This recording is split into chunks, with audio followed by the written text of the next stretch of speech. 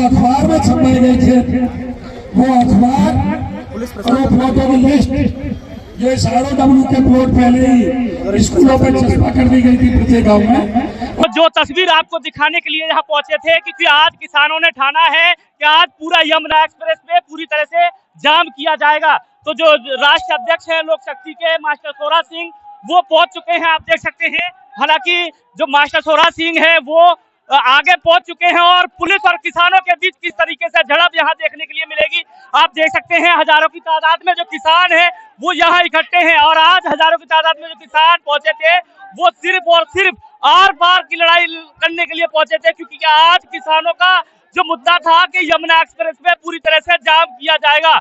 तो ये पूरी तरह से आप देख सकते हैं, किसानों की तस्वीर आपको दिखा रहे हैं।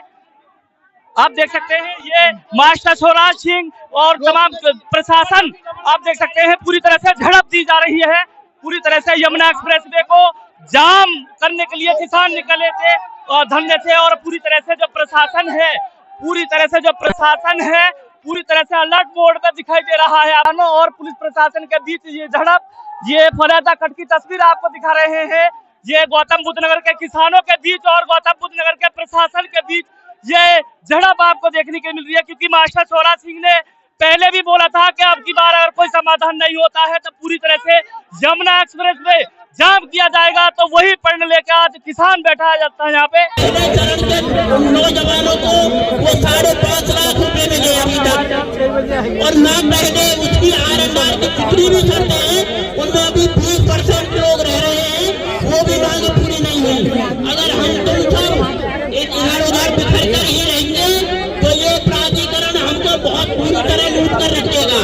किसी की भी कोई परवाह मत करिए, चाहे जनप्रतिनिधि हो, चाहे प्रधान हो, चाहे कोई और हो, सबरे संगठन सबरे किसान मिलकर एक रहिए और तुम्हारी हर मांग मानी जाएगी। जो हम पर अत्याचार ये प्राधिकरण कर रहा है, ये कहते हैं कि आपको तो 56 संगठन है, कौन कौन की बात सुने, क्या करें हम। तो मेरा कहने का मतलब है आज तो ये टेलर है, आज यहाँ पर किसी भी संगठन के मात्र 10% लोग भी नहीं है। अगर आज हमारी कोई बात पूरी नहीं हुई तो उसके बाद हम बहुत बड़ा आंदोलन करेंगे और सारे संगठनों के कई लाख आदमी होंगे, कई लाख आदमी होंगे यहाँ पर। मेरा कहने का मतलब है आप संयमित रहिए, अनुशासित रहिए और अपनी मांगों को मजबूती से उठाते रहिए। हर मांग को हम मनवा कर रहेंगे, ये हमारी प्रतिज्ञा है।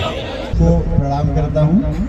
मौसम भी अच्छा है, धूप है और आप हम लोगों को ऐसे मत प्रेजेंट करो जैसे कि हम लोग किसान के बच्चे है ही नहीं। हम लोगों को तो ऐसा बताया जा रहा है कि जैसे अमरीश पुरी के मूवी में शक्ति कपूर हाथ तोड़ कर उठा लिया। अरे मास्टर साहब सुनो, मैं बता नहीं बड़ी मछली छोटी मछली नहीं, तो आप उदाहरण देते हो उससे बदतर स्थिति में हम लोग पढ़ के यहाँ पे पहुंचे, समझे ना। अभी आपने पहले किसान को माँ बता दिया, हम लोगों को पता नहीं क्या बता दिया, ठीक है। तो इस पे पहले मैं एक सुनाता हूँ आपको कि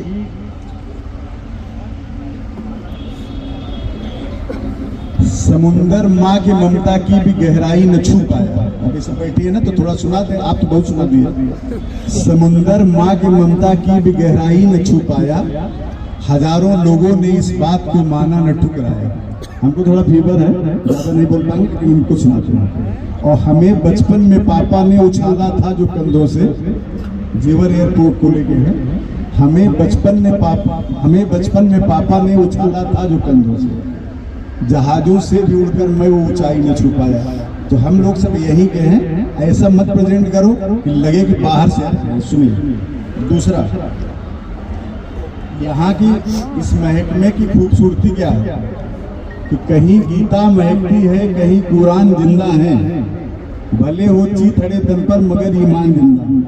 जो भी आप इतनी सुना रहे हो, अमीरों की तो नजरों में वो पेरिस है और लंदन है, नोएडा और दिल्ली।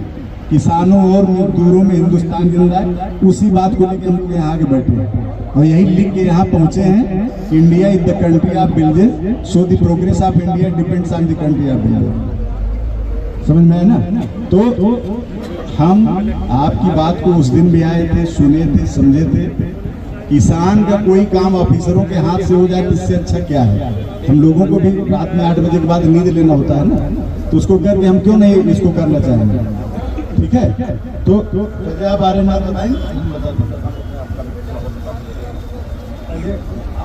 अबे सिंह से सुन लीजिए। मेन विषय इन लोगों का यही है, 7% विकसित आबादी भूखंड, 64% तो आप दे ही रहे हैं, और 7% विकसित आबादी भूखंड को लेकर के इन लोगों में थोड़ा सा है जी। तो कुछ बातें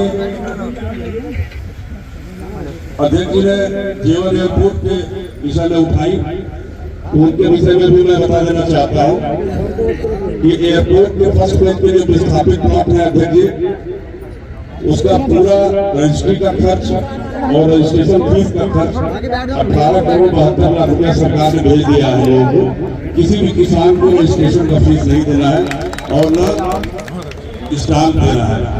एक्ट में ही ये प्रोविजन है कि जब हम किसी को विस्थापित करते हैं तो पूरा भार उत्तर प्रदेश सरकार अपेक्षक निकाय वहन करता है और उसमें कोई धन नहीं है, वो सारा पैसा आ चुका है। लीज जो डीड बनी है ड्राफ्ट वो भी अप्रूव हो गया है और जल्दी EM के हफ्ते अगले हफ्ते से इसके रजिस्ट्रेशन की प्रक्रिया शुरू करेंगे। हमारी तरफ से जिलाधिकारी महोदय ने नायब तहसीलदार को सरकार की तरफ से रजिस्ट्री करने के लिए नामित किया है। नायब तहसीलदार रजिस्ट्री करेंगे और जिनको आवंटन हुआ है प्लॉट का उनके पक्ष में, तो नहीं हम पति पत्नी दोनों के पक्ष में करेंगे, क्योंकि एक समस्या ये आ रही है कि पुरुष वर्ग को अलॉट कर देने, रजिस्ट्री कर देने से ये बेच बाज के और शराब वराब पीने की तमाम तरह की शिकायतें आती हैं। तो महिला का नाम संयुक्त रूप से हम लोग कर रहे हैं, पति पत्नी दोनों के नाम संयुक्त रूप से रजिस्ट्री करने का काम करेंगे। तीसरी बात, अध्यक्ष जी ने कहा कि विस्थापन पॉलिसी के तहत जिन लोगों ने 5.5 लाख रुपए नहीं लिए थे और रोजगार का अपना विकल्प चुना था 2019-20 में, तो कुल अध्यक्ष 334 लोग ऐसे हैं जिन्होंने 5.5 लाख रुपए की धनराशि प्राप्त नहीं की थी। हम लोगों ने जो ऑनलाइन पोर्टल बनाया है उस पोर्टल पे 188 लोगों ने अब तक आवेदन किया है और उस 188 लोगों में सबकी कैटेगरी बन गई है। कुछ उसमें बीटेक भी है, पॉलिटेक्निक भी है, ITI भी है, BA भी है, MA भी है, LLB भी है, MA भी है, 8 पास भी है, 9 पास भी है, 10 पास भी है। तो इसमें कैटेगरी बनाई गई है 2 तरह की और अब इंटरव्यू की प्रक्रिया उनकी योग्यता के आधार पर शुरू होने जा रही है। और जो लोग योग्य नहीं है उसके लिए जो ITI है हमारा जेवर वाला, उसको हम लोग प्रशिक्षण केंद्र बनाए हैं, वहाँ पे उनको स्किल डेवलप किया जाएगा, इनको कौशल विकास का प्रशिक्षण दिया जाएगा। और जो कि संरूप होगा, बहुत पद ऐसे होते हैं कि वो ग्राउंड मैन के रूप में होते हैं जो एयरपोर्ट पे होते हैं, तो उसमें बहुत तकनीकी दक्षता की जरूरत नहीं होती, तो उस तरह का प्रशिक्षण दे करके उनको आगे बढ़ाने का काम करेंगे। मैं समझता हूँ कि इस माह के अंतर कुछ बच्चों को इंटरव्यू के बाद ऑफर लेटर भी मिल जाएंगे और रोजगार की प्रक्रिया शुरू हो जाएगी।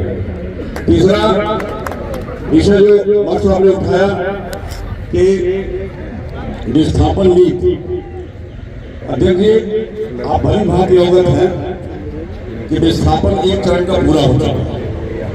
आप भी जानते हैं, काफी समझ रखते हैं जहां तक मैं समझता हूं। और विस्थापन नीति में कुछ जो खामियां थी उन खामियों को द्वितीय चरण के विस्थापन नीति में परिवर्तित किया गया। जैसे हम लोगों ने पिछली बार लॉटरी सिस्टम पे प्लॉट देने का काम किया तो उसको खत्म कर दिया। लॉटरी में 4 भाइयों की 4 जगह लॉटरी होगी, वो परिवार बिखर गए।